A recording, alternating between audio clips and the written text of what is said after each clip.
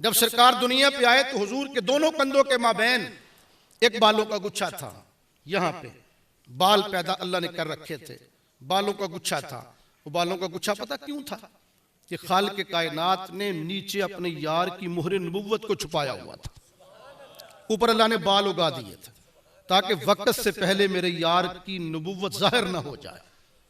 ऊपर बाल पैदा कर दिए। तो जो लोग ये समझते हैं कि नबी को 40 साल तक पता ही नहीं था कि मैं नबी हूं या नहीं, उनका कीदा गलत है। अल्लाह ने तो यार को पैदा होते नबुव्वत की मोहर लगा के नबी बना के भेजा था। हुजूर उससे पहले भी नबी थे। जो मोहर नबुव्वत है उसका शायद पता क्या था? जिस तरह सेब का दाना होता है या कबूतरी का अंडा होता है, ये 3 लफ्ज मुबारक हुजूर के दोनों कंधों के माबैन लिखे हुए थे। नीचे लफ्ज मोहम्मद था, ऊपर लफ्ज रसूल था, ऊपर लफ्ज अल्लाह था। आजकल स्टिकर मिलते हैं मोहर नबुव्वत वाले, सीनरियां मिलती हैं।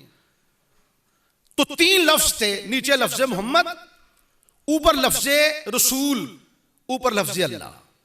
और ये कोशिश करना जिंदगी के अंदर कि नीचे की कोशिश ना करना, जब भी कोशिश करना ऊपर की करना। वो क्यों? कि जहन्नम है गहराई में और जन्नत है बुलंदी पे। जहन्नम है गहराई में और जन्नत है बुलंदी पर। बोलो ना यार, क्या हो गया? जन्नत बुलंदी पर है और जहन्नम गहराई में है। बंदा बगैर वसीले के गहराई में जा सकता है, लेकिन बगैर वसीले के बंदा बुलंदी पे नहीं जा सकता। एक बंदा सीढ़ी चढ़ के छत पे जाता है तो पीछे जाके खेतों में छलांग लगाना अगर चाहेगा तो बगैर सीढ़ी के छलांग लगाएगा कि नहीं लगाएगा?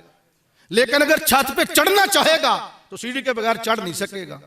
बुलंदी पर जाने के लिए सीढ़ी का वसीला जरूरी है और गहराई में जाने के लिए वसीला जरूरी नहीं है।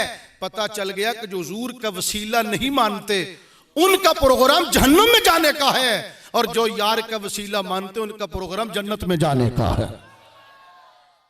छत पे चढ़ सकता नहीं कोई जीना छोड़कर, छत पे चढ़ सकता नहीं कोई जीना छोड़कर, खुदा को पा सकता नहीं कोई मदीना छोड़कर।